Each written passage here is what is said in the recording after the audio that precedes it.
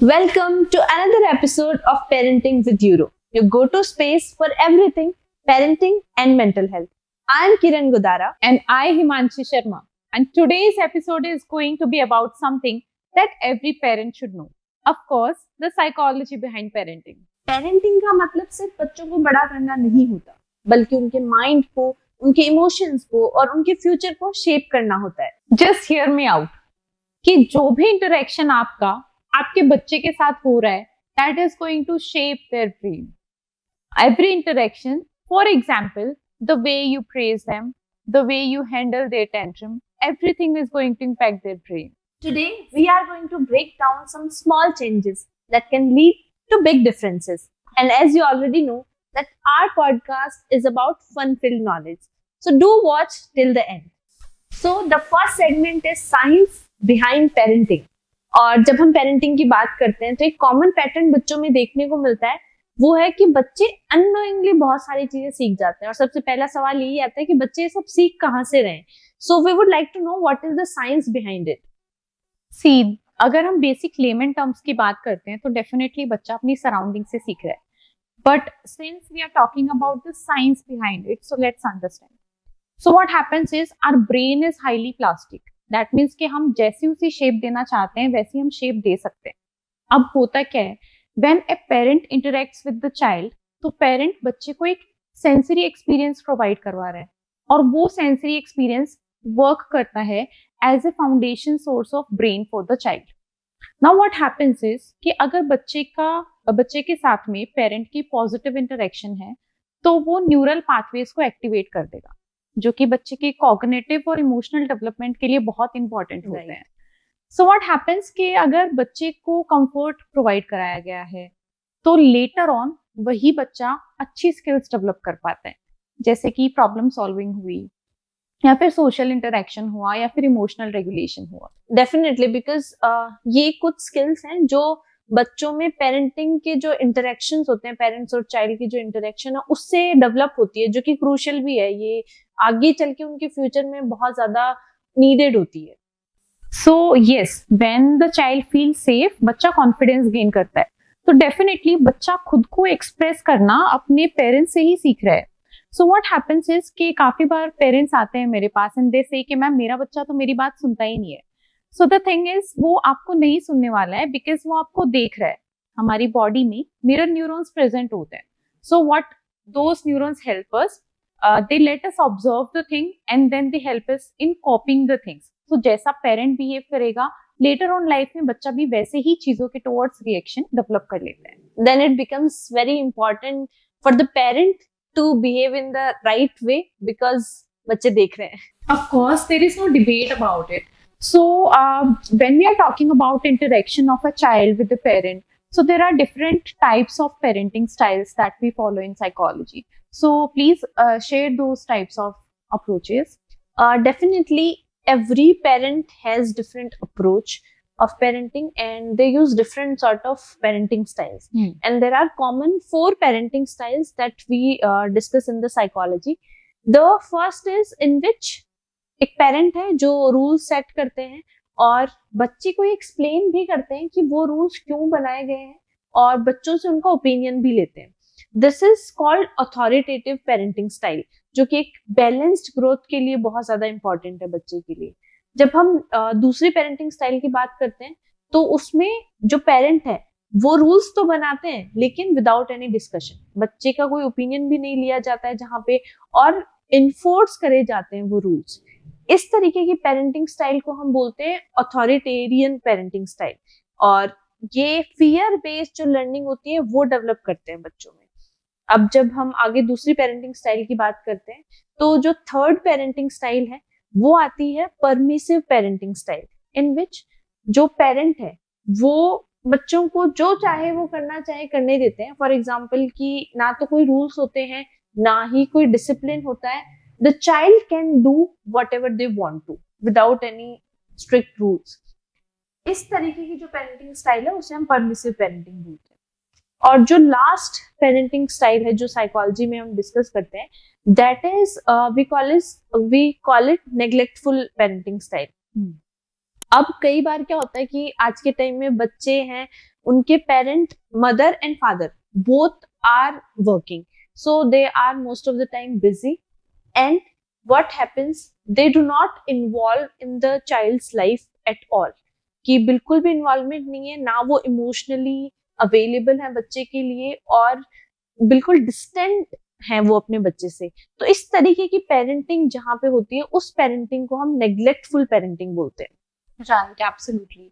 And among these four, I also feel कि जो authoritative है, that is the best parenting style, because ये बच्चे को केयर भी प्रोवाइड करती है और साथ में बच्चे के ऊपर जो रूल्स है वो भी रखती है। तो डेफिनेटली इससे बच्चा खुद का ओपिनियन भी रख सकता है, अपने पेरेंट्स के साथ में सिक्योर भी फील करता है और आगे चल के वो कॉन्फिडेंट भी बनता है, अपने सेंस ऑफ रिस्पॉन्सिबिलिटी भी समझने लग जाता है।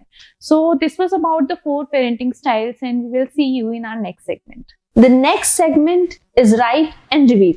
We will be asked some questions and we will write their answers and reveal it to you. One common phrase parents say that unintentionally damages self-esteem.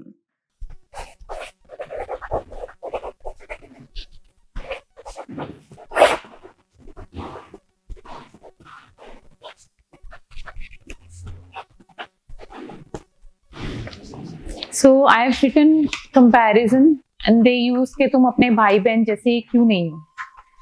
And I have the answer. I am disappointed in you, जो कि generally parents बहुत बार बोल देते हैं बच्चों को कि मुझे तुमसे यही उम्मीद थी। तो ये Right. एक बहुत कॉमन सेंटेंस है जो उन्हें हर्ट करता है। Of course. What's the biggest mistake parents make in disciplining kids?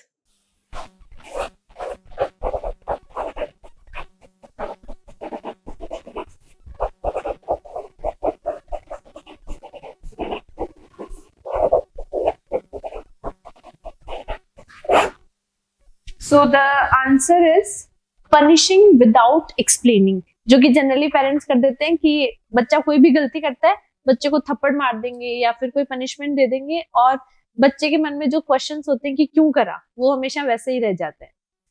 And my answer would be using fear instead of guiding, because what happens is कि हम अपने काम में उलझे हुए होते हैं और बच्चे को थप्पड़ लगा देना या फिर उसे डरा धमका के रख लेना is what we see के solution है, जो कि solution नहीं होता है। One thing parents should do daily to build a child's confidence.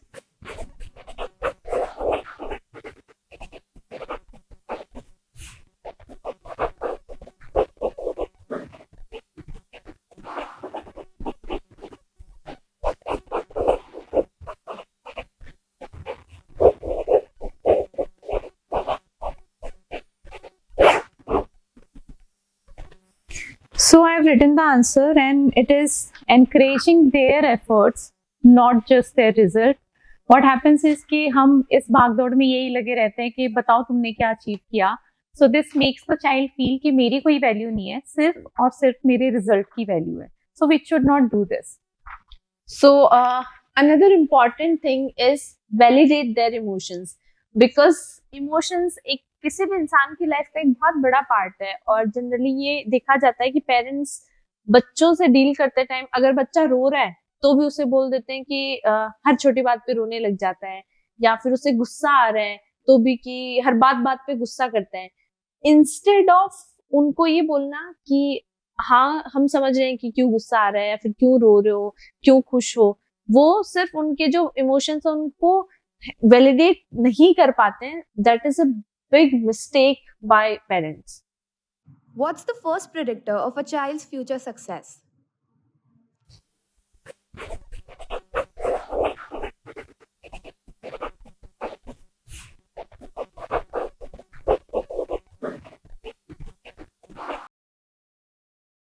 A very important thing, that is parental warmth and support.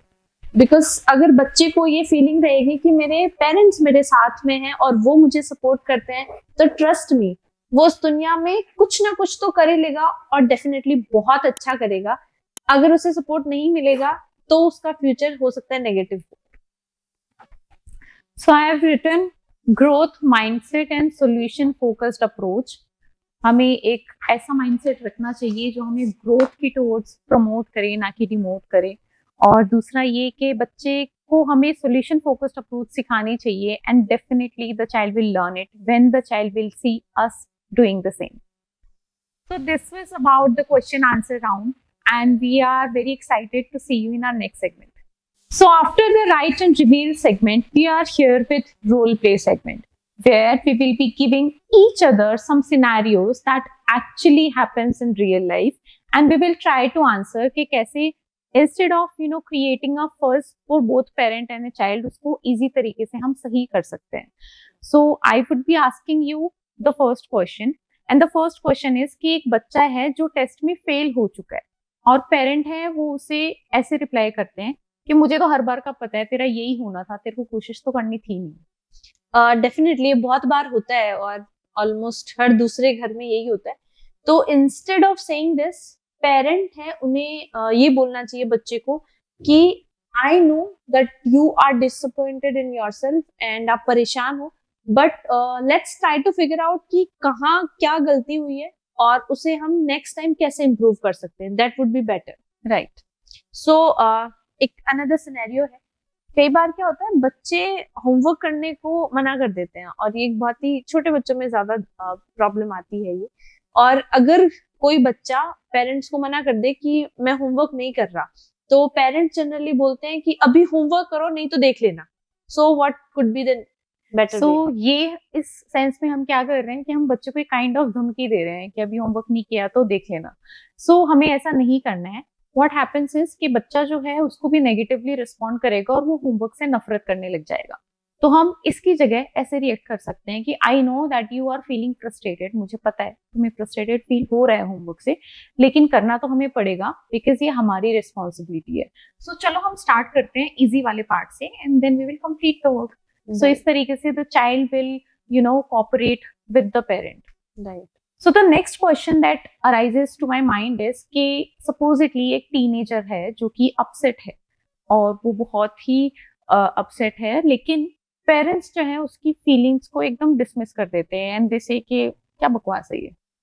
ये बहुत कॉमन चीजों में होता है. जैसे किसी बच्चे की अपने फ्रेंड से लड़ाई होगी, तो बच्चा अगर ये बात पेरेंट्स के सामने रखता है तो पेरेंट्स का रिस्पॉन्स ये होता है कि इसमें इतनी बड़ी क्या बात है, राइट? इसके बजाय, क्योंकि बच्चे के लिए वो बड़ी बात है, और वहां पे वैलिडेशन इज इम्पोर्टेंट कि हम उनके इमोशंस को वैलिडेट करें कि I know that you are, this thing is bothering you, you are getting affected by whatever is happening in your life. तो अगर तुम्हें बात करनी है इस बारे में, अगर तुम्हें डिस्कस करना है, तो you know where to find me. Right. और उनके लिए अवेलेबल रहना is the important thing. So this was about the role play round, and जहाँ पे हमने ये देखा कि क्या जनरली पेरेंट्स करते हैं और उसे बेटर तरीके से कैसे किया जा सकता है. Welcome to the last segment of this podcast, in which we will be given some challenges and we will give you some quick fixes of them. Maybe we can call it parenting hacks. Child doesn't listen? Give them choices instead of orders. Sibling rivalry? Promote teamwork instead of competition. Screen addiction? Teach children to use technology as a privilege instead of कि ये मेरा right है. Tantrums? Validate their emotions instead of neglecting them. Low confidence? Praise their efforts instead of just praising the results that they are getting. Definitely ये जो छोटे छोटे changes हैं बच्चे की emotional development में एक major change ला सकते हैं जो कि positive हो सकता है. I totally get it, कि parenting is not an easy task and it is a process. ये एक दिन का task भी नहीं है. There are ups and downs. And sometimes parents also feel frustrated, and sometimes there are bundles of joys. So what happens is, knowing that the practices that we are following, if they are unhealthy, if they are not contributing positive to the child's mental health and physical health, the ability to accept it, the ability to stop it, and the ability to evolve with it is necessary and what is important in parenting. And as a psychologist, I would say behind every child who believes in themselves is a parent who believed in them first. So I hope that today's podcast has left an impact on you. And if you found it really helpful, then share it with other parents. And let's build a mindful parenting community together. And do not forget to subscribe to our channel.